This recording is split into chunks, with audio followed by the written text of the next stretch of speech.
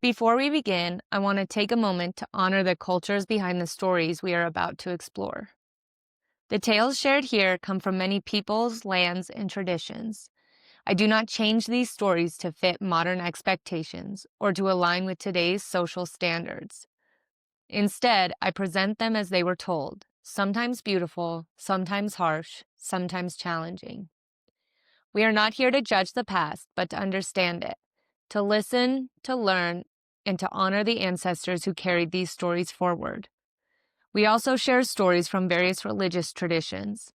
These are presented in their historical and spiritual context, with respect for their beliefs that they represent. Every culture deserves respect, context, and acknowledgement, and this space is dedicated to doing exactly that.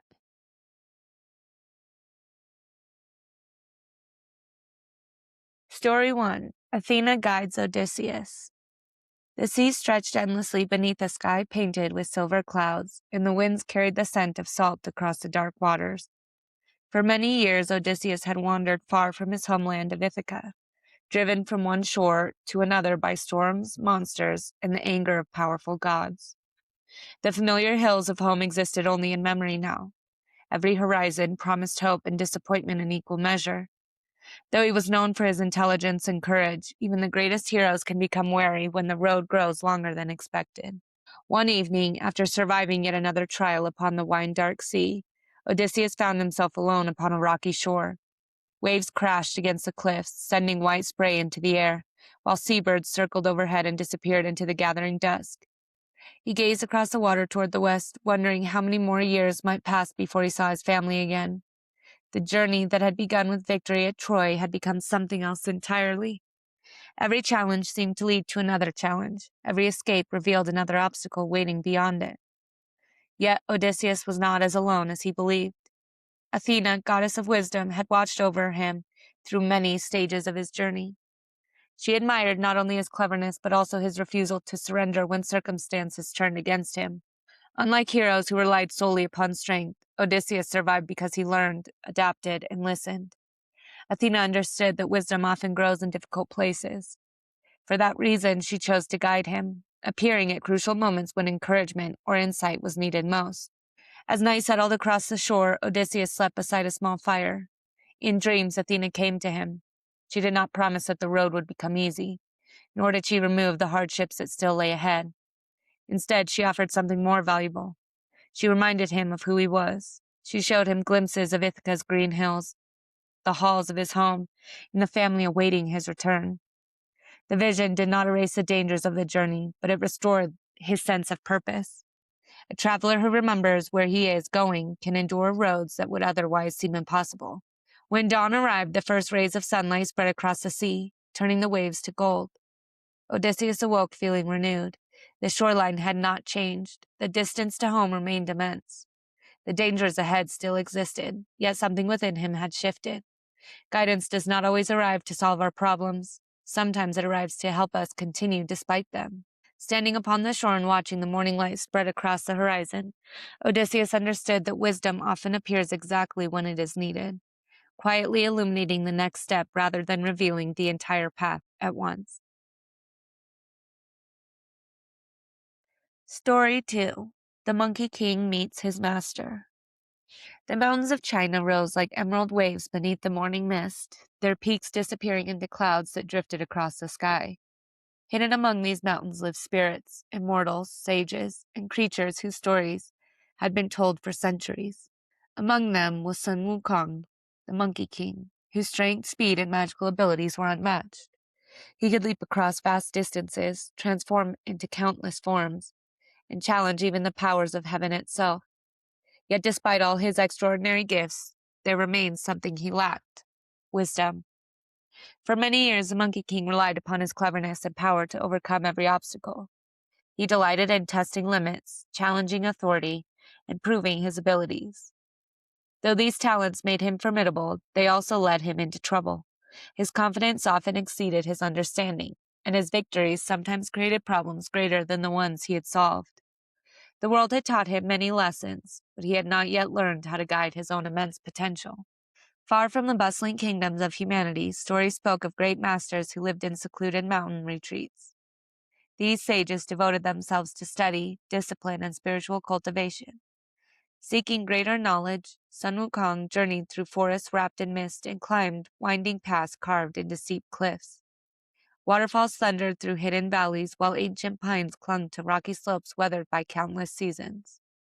The journey itself required patience, something that did not come naturally to him. Eventually, he reached the dwelling of a revered master whose wisdom was said to surpass that of ordinary men. The old teacher lived simply among the mountains, surrounded not by wealth or power, but by silence, learning, and contemplation. The Monkey King expected grand displays of magic and immediate answers to every question. Instead, he found discipline. The master observed him carefully, recognizing both his tremendous potential and the flaws that threatened to undermine it. Knowledge would not be given freely, it would have to be earned. The years that followed transformed the Monkey King far more than any battle ever had. Under his teacher's guidance, he learned sacred arts, spiritual practices, and deeper truths about himself. The lessons were often difficult. They demanded humility, restraint, and self-control. Yet slowly, the reckless wanderer began to grow. The master did not remove Sun Wukong's strength. He taught him how to use it wisely. When the time came for the Monkey King to continue his journey, he departed the mountain carrying far more than new abilities. He carried understanding. The greatest guides do not walk the roads for us, nor do they remove every obstacle from our path. Instead, they help us become capable of facing those obstacles ourselves. As Sun Wukong descended the mountain and disappeared into the world beyond, he carried with him lessons that would shape every adventure yet to come. Story 3. The Puma Spirit Guide. High among the Andes, where mountains pierced the clouds and condors rode the winds between snow-capped peaks, a young traveler climbed a narrow stone path that wound along the edge of a deep valley. The air was thin and cold, carrying the scent of mountain grass and distant rain. Far below, rivers carved silver ribbons through the landscape, where terraces built by generations of skilled hands clung to the mountainsides. The traveler had left his village many days earlier, carrying only a woven cloak, a small pouch of food, and a question that had troubled him for many seasons. Though he had grown into adulthood, he remained uncertain of the path he was meant to follow.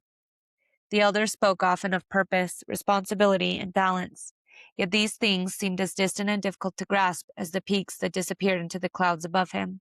As evening approached, the weather changed with the suddenness for which the mountains were known. Dark clouds gathered across the sky, swallowing the last warmth of the day. Wind rushed through the passes and rattled the dry grasses. The traveler searched for shelter and eventually found refuge beneath a rocky overhang, overlooking a broad valley. There he built a small fire and watched shadows spread across the landscape. The mountains felt alive in the darkness. Every cliff and ridge seemed to hold stories older than memory. As the flames flickered lower, exhaustion overtook him, and he drifted into sleep while the storm moved across the peaks. During the night, he dreamed of a great puma standing upon the ridge, bathed in moonlight, its golden eyes reflecting both strength and calm wisdom. The animal neither growled nor threatened. Instead, it turned and began walking along a narrow path that disappeared into the mountains. Feeling compelled to follow, the traveler crossed rivers, climbed ridges, and passed through valleys within the dream, until he reached a high summit overlooking the world below.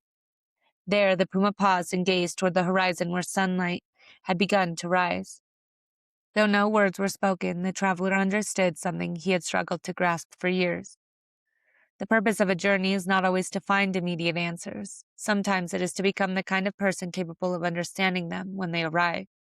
When morning came, the storm had passed. Golden light spilled across the mountains, illuminating peaks that seemed to touch the heavens. The traveler emerged from his shelter and looked upon the landscape with new eyes. The path ahead remained uncertain, and many questions remained unanswered, but he no longer felt lost. The dream had not given him a destination.